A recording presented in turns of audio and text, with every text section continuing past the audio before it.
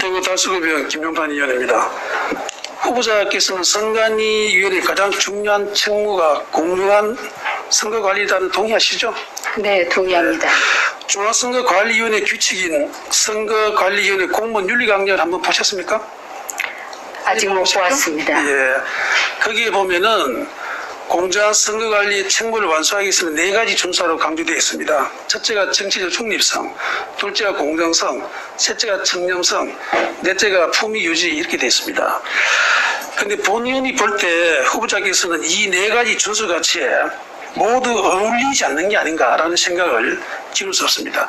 먼저 공정성 면을 한번 보겠습니다.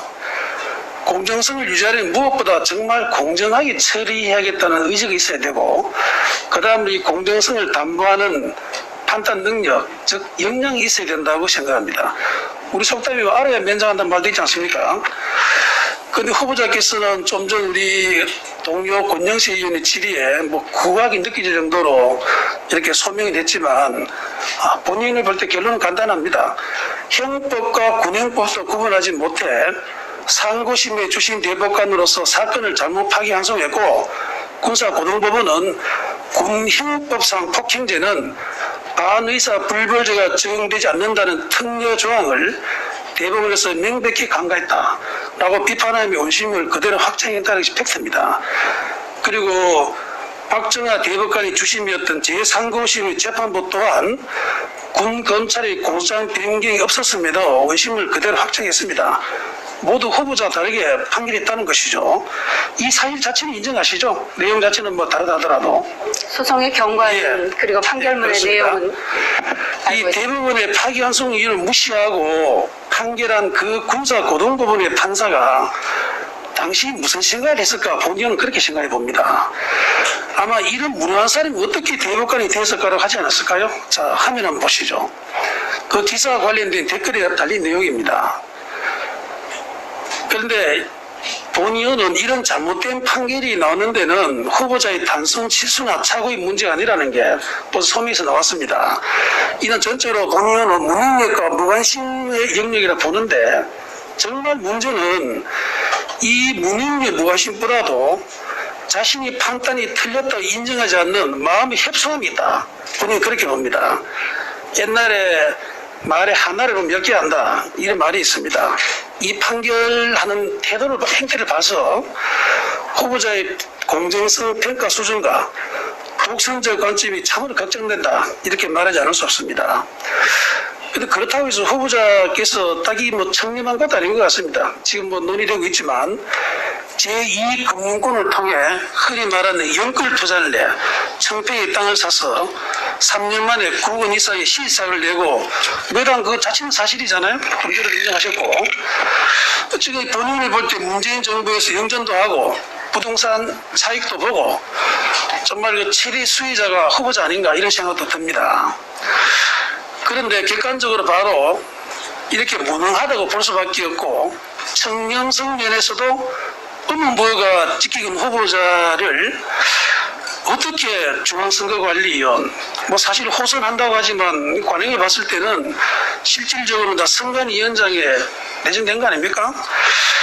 근데 본의원은 그 이유를 좀 전도 동료님 언급했습니다만은 진보 성향 판사 모임으로 평가받는 우리법 연구회 출신이고, 역시 현 문재인 정부의 입맛이 만든 판결을 그동안 쭉 해왔기 때문이다, 이렇게 생각합니다.